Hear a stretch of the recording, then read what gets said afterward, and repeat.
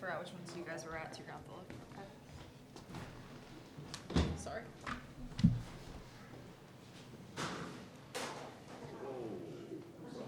Oh, man. Do we need that or something? Oh, I just brought it.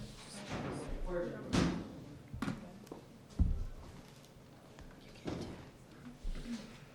I can too. I get 0. I'll share with you. It's okay.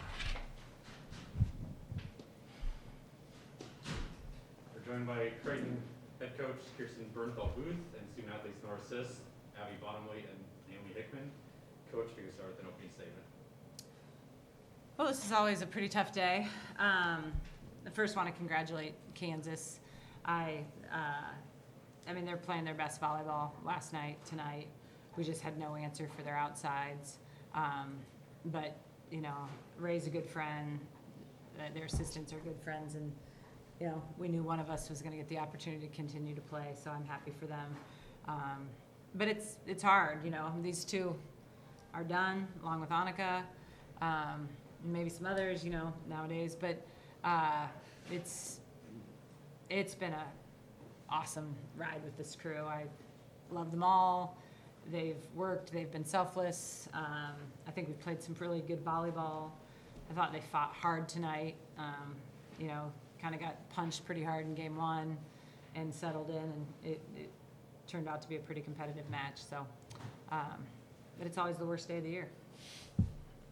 Open it up for questions for coach or student athletes. Yeah, for any of the players, and how did you bounce back from set 1? There probably could have been a lot of reasons for you not to, but you did anyway. Honestly, any of those last 3 games felt like it could go either way, depending on how you grabbed them on the flats. How did you guys do that?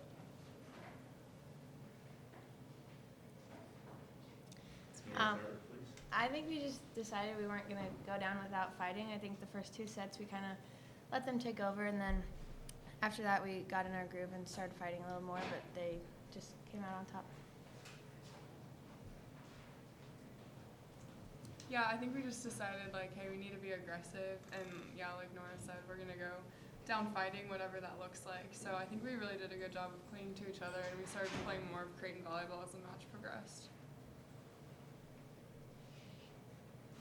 Coach, just how proud of the fight you saw from this team, you know, losing Jayla last night, going down 2 sets, but coming back and still making a match of it. Yeah, I mean, I think you see the character of this team. You've seen it at different times throughout the year, but particularly this weekend. And I think Jayla was one of the most vocal people in the huddle saying, you know, let's go after it. And, you know, those are the fun teams that are going to never give up, not have that look of like, oh my gosh, what's happening? We're just going to continue to fight, and that's what they did. And they're a gritty group, and, you know, I've just really loved coaching them. Naomi, what made it tough to kind of get a read or just kind of figure out what they wanted to do offensively to slow them down? Yeah, they're a good team, and we did have a hard time kind of containing their outsides. I think part of it's just kind of getting in a groove. At first, it was, we were just kind of off, and they were kind of like controlling the match more, I'd say. And so, as we progressed, I think we got better block touches and helped the defense out behind us. But yeah, they're fantastic outsides in the team. So.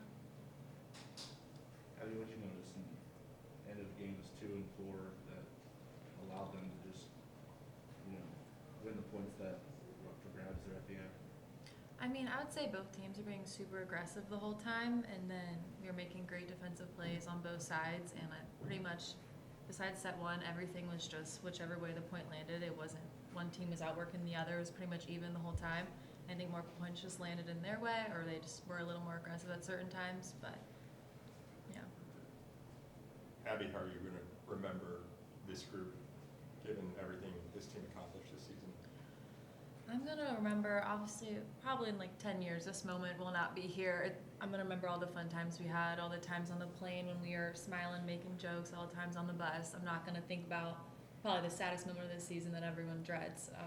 And we've had so many incredible accomplishments throughout this whole entire season that this isn't something to dwell on. We still have to be proud of us getting here, being able to host, and all the work we did. for the past 6 months. Hey, kind of to that effect, like, last spring was probably not what you imagined for a senior season, so maybe the decision was a little bit easier to decide to come back, but I mean, you still have to go through the grind and just like, when you see what you guys have done, and although you kind of have to, process the way it ended, like, was it worth it for you? Yes, yeah, it was absolutely worth it. Good answer. He goes, well.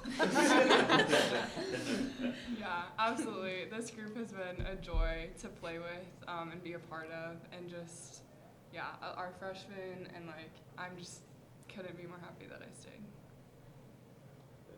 Kirsten mentioned, I think you mentioned tempo, setter, and maybe I don't know, maybe one of the middles, like being a decoy for a little bit there. I don't know exactly.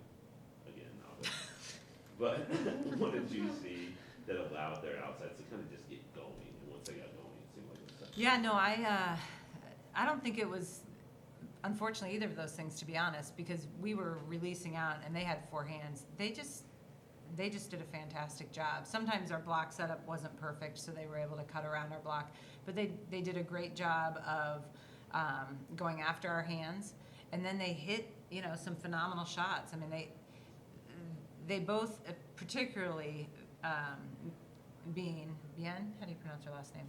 That sounds right. Bien, she just has every shot in her arsenal, and I think it hasn't been the case all season long. And so make adjustment here, and then she hits another spot. And to Mosier's credit, she started to do that. We had to adjust our defense on her because she was hitting inside our block quite a bit. So, and we tried some different things. We moved our middles to the right to try to put a bigger block that direction. I think it was a credit to, and the freshman setter did an outstanding job. I mean, we put all hands on deck, literally, and they still created a lot of kills. How was the spirit of the team today? Did you feel like they were handling, once the adrenaline was gone from yesterday, that they were handling the weight of the moment, that they would have to make this happen without their, star leader, co-captain, all those kind of things that were the extra parts of it? Well, let them answer it too, but my feel on them was they were in a great frame of mind.